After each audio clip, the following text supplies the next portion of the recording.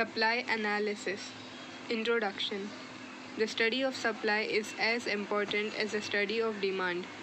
Supply is a fundamental economic concept that describes the total amount of a specific good or service that is available to a seller. The total amount of goods or services available for sale at any specified price is known as supply. Concept of total output, stock and supply. Total output. Output is produced in the process of production. Total output can be defined as the sum total of the quantity of the commodity produced at a given period of time in the economy. Production leads to consumption.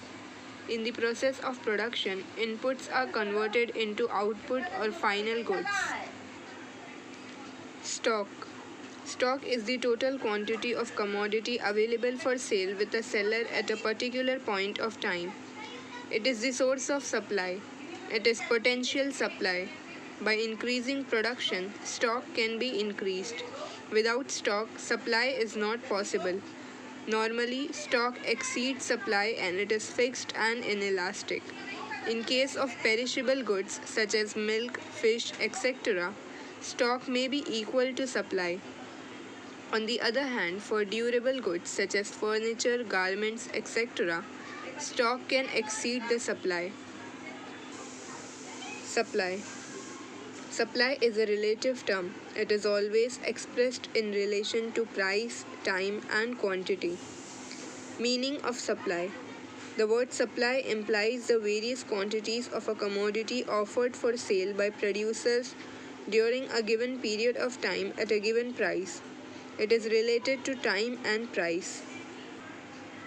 Supply is a flow concept. It refers to the amount of a commodity that the firms produce and offer for sale in the market over a period of time, say a day, a week, a month, or a year. Definition of supply. According to Paul Samuelson, supply refers to the relation between market prices and the amount of goods that producers are willing to supply. Supply refers to the quantity of a commodity that a seller is willing and able to offer for sale at a given price during a certain period of time. For example, a farmer's total output of rice is 4,000 kgs. This is the total stock. If the price is rupees 40 per kg, he offers 1000 kgs for sale. This is the actual supply. Supply schedule. A supply schedule is a tabular representation of the functional relationship between price and quantity supplied of a particular commodity. First, individual supply schedule. Individual supply schedule refers to a tabular representation showing various quantities of a commodity that a producer is willing to sell at various prices during a given period of time. Table 4.1 Individual Supply Schedule.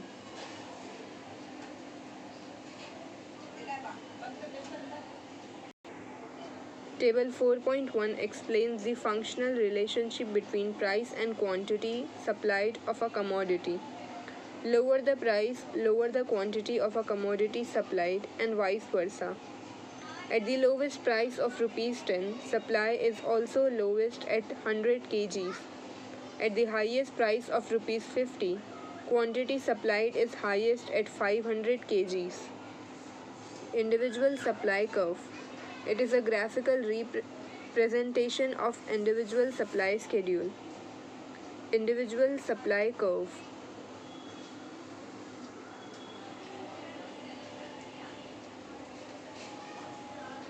In figure 4.2, quantity supplied is shown on the x-axis and price on the y-axis.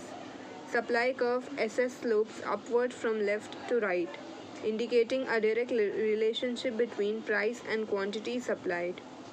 Second, market supply schedule.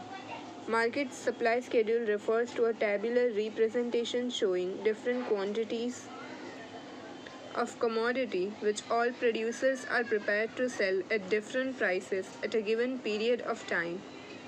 Table 4.2 Market Supply Schedule. In table 4.2, market supply is obtained by adding the supply of sellers A, B and C at different prices. At a highest price of rupees 50, market supply is the highest at 1800 kgs. At a lowest price of rupees 10, market supply is lowest at 600 kgs. Market supply curve.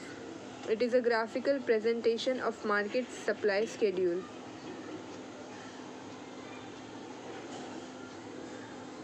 In figure 4.3, quantity supplied is shown on the x-axis and price on the y-axis. Supply curve SS slopes upwards from left to right, indicating a direct relationship between price and market supply. Determinants of supply. First, price of commodity. Price is an important factor influencing the supply of a commodity. More quantities are supplied at a higher price and less quantities are supplied at a lower price. Thus, there is a direct relationship between price and quantity supplied. Second, state of technology. Technological improvement reduce the cost of production, which lead to an increase in production and supply. Third, cost of production. If the factor price increases, the cost of production also increases. As a result, supply decreases. Fourth, infrastructural facility. Infrastructure in the form of transport, communication, power, etc. influences the production process as well as supply. Shortage of these facilities decreases the supply and vice versa.